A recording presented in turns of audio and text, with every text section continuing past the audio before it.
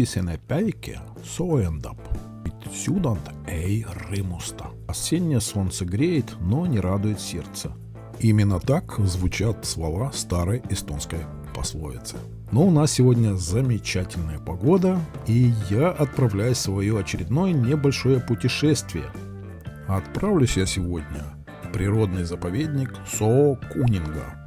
Место это, как я и говорил, довольно уединенное. О нем, по всей вероятности, мало кто знает. Тропа здесь небольшая, короткая, но очень интересная. А вполне возможно, что в конце тропы, как и в прошлый раз, будет слышно хорошее эхо. Хотя я сомневаюсь, сейчас не та погода, но может быть. А называется это место вообще официально Ронгураба Сандра Матка Ала. Тропа Сандра, болото Ронгу. Вот такое замечательное место. Я всем советую, рекомендую посетить. Реально, особенно если летом, здесь вообще замечательно. Сейчас, кстати, здесь вполне возможно, что очень много грибов. Если у меня останется время, я попробую поискать их. Попасть сюда не так просто. Никаких указателей, ничего здесь нету. Так что прежде чем сюда ехать, основательно подготовьтесь. И будьте готовы к тому, что последние 2-3 километра может быть не очень хорошая дорога. Хотя этот раз я подготовился, скажем так, основательно. Выставил на навигаторе точку, где находится эта тропа и хижина одноименная Сандра. Но уже буквально в конце пути я столкнулся вот с такой, скажем так, проблемой. Я помню, в прошлый раз я здесь тоже останавливался. Знаки, в общем, непонятно куда смотрят. И куда ехать я точно не помню. Но что-то мне подсказывает, что нужно ехать влево. В общем, буду пробовать. Чуть позже расскажу, куда с этого места ехать. Направо или налево. А еще здесь находится вот такой стенд. Соокунинга Лоудускайцеала. Природный заповедник болота Кунинга. Кунинга королевского болота, так, наверное, будет правильно перевести. Это довольно большое болото, которое находится как на территории Эстонии, так и на территории Латвии. А нахожусь я как раз буквально в нескольких 2-3-4 километров от границы Латвии. Ну, теперь попробую поехать дальше. Не знаю, правда, попаду ли я с первого раза в это место или нет, но попробую. В общем, я решил ехать прямо. И, возможно, некоторые из вас зададутся вопросом, а в чем проблема? На Google картах есть эта точка, поставил, езжай. Да, все верно. Но здесь есть одно но. Здесь очень глухие места, и интернет здесь отсутствует напрочь. Так что желательно пользоваться навигатором, который работает без интернета, и забить точку. Скажем так. А я еду дальше. Посмотрим, угадал ли я, направо или налево. Я оказался прав, и поехал я правильно. А от этой развилки, которую я вам показывал, в общем, нужно ехать прямо, и мы попадем вот в это самое место. И я его уже вижу. Это не что иное. Сейчас будет слева хижина, а прямо, если вам видно, это тропа. Все совпалось. Вот она, наша хижина. В общем, я прибыл на место. Место здесь, как я и говорил ранее, очень глухое. Оно малоизвестное, но мне оно очень нравится. А приехал я как раз вот с этой стороны, по этой дороге, которая иногда может быть не очень хорошая. Здесь начинается та самая тропа Сандра. Она довольно короткая, но интересная. А здесь находится та самая одноименная хижина Сандра. Хижина, как я и говорил, небольшая, но в ней есть одна особенность. Она, пожалуй, из всех хижин, которые я видел, самая обустроенная. Она действительно небольшая, но очень уютная. Не знаю, как сейчас там внутри, но раньше там было довольно интересно. Зайдем, посмотрим.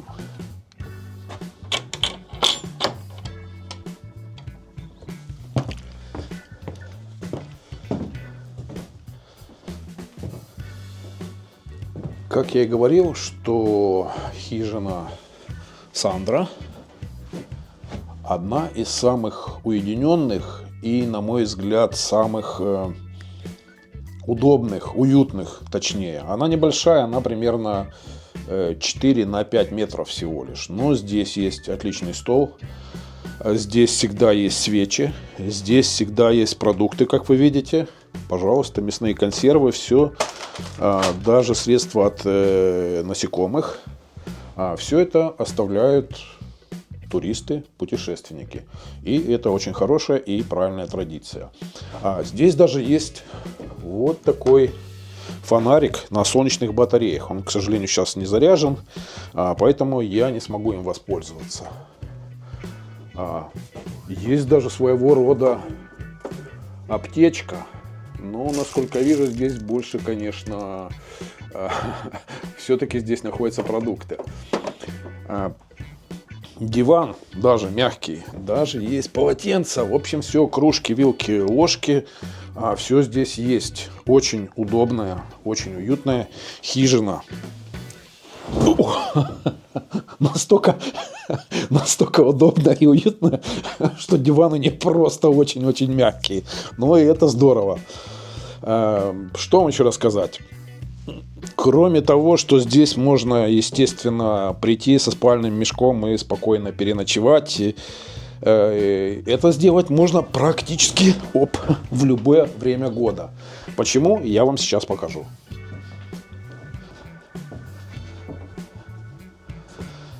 Здесь находится печь, самая настоящая печь, которую можно растопить. Дрова здесь всегда есть, они находятся и вот здесь рядышком, под навесом, сухие. То есть, в принципе, здесь можно в любое время года остановиться и заночевать. И я не знаю, ночует ли кто-либо здесь зимой или, скажем, поздней осенью, но вполне возможно. Здесь даже есть вот такая шкура. Я, честно говоря, не совсем понимаю, что это, но, по-моему, это шкура дикого кабана. Причем висит она довольно давно. Когда последний раз я был и предпоследний раз здесь, она тоже здесь была. Опять же, здесь запас свечей. Здесь какие гвозди даже, если что-то. Средства для мойки посуды. И даже какие-то интересные тут знаки, скажем так. Вот такая замечательнейшая хижина.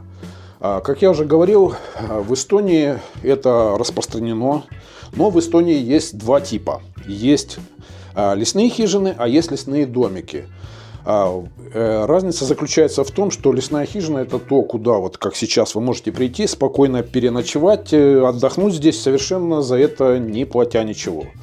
А лесные домики — это уже нужно заранее бронировать, там немножко побольше удобств. И нужно бронировать через сайт РМК, это Управление лесными хозяйствами Эстонии. И, в общем, вот такая разница. Ну, я об этом когда-то уже говорил, может, кто-то не слышал.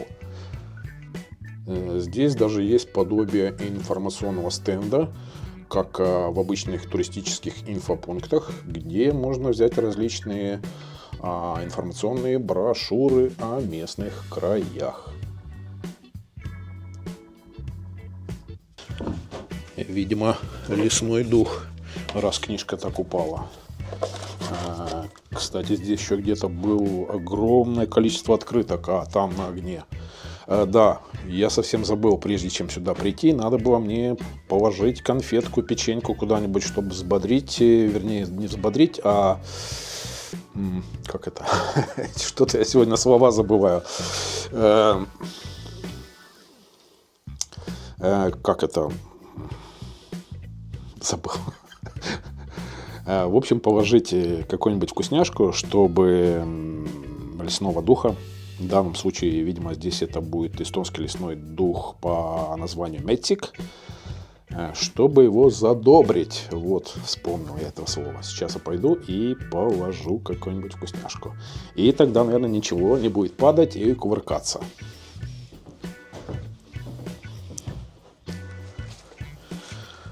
Поскольку печеньки мне не оказалось, то я решил задобрить лесных духов красивым вкусным яблоком. Надеюсь, они будут довольны.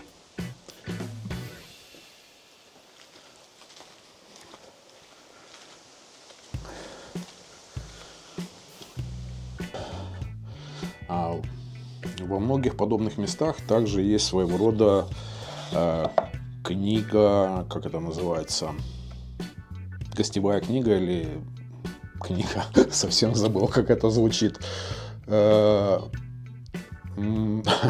Никак не могу вспомнить, но в общем книга, где посетители оставляют свое мнение, записи, пожелания и прочее. Но я думаю, что я не останусь в стороне и тоже напишу пару строк. И сегодня у нас 15 октября. Как я и говорил, все место состоит из хижины, место для пикника. Здесь находятся сухие дрова под навесом и туалет. Дрова можно наколоть. Также внутри, возле печи, тоже есть наколотые дрова. В общем, если вы придете, здесь все готово для отдыха, но когда вы будете уходить, конечно же, восполните запасы. Например, если вы использовали дрова, то не поленитесь, накалите и положите их возле печи. А я теперь попробую пройти на саму тропу и посмотреть, что там.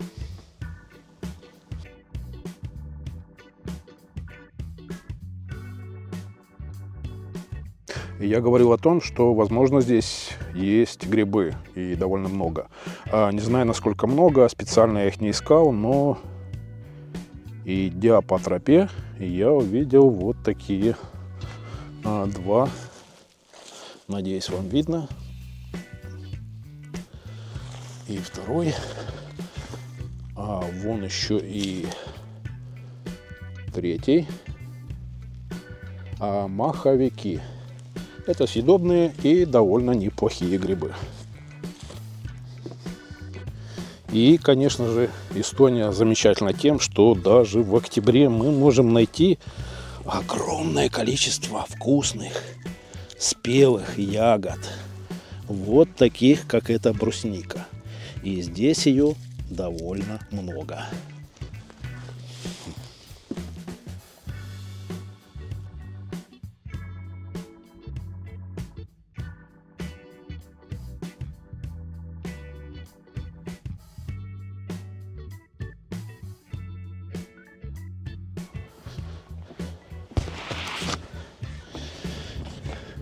И, преодолев весьма скромное расстояние, мы оказываемся в конце тропы Сандра. Выглядит она вот так. Небольшая площадка.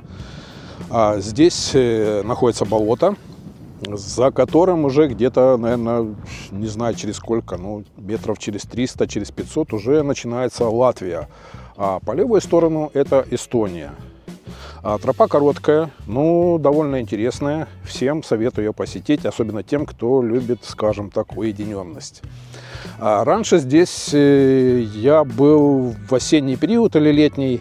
Была очень тихая погода, и здесь было просто огромнейшее эхо.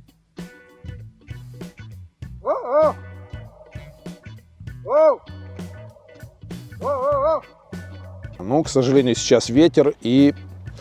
Ау! Ау! Ау!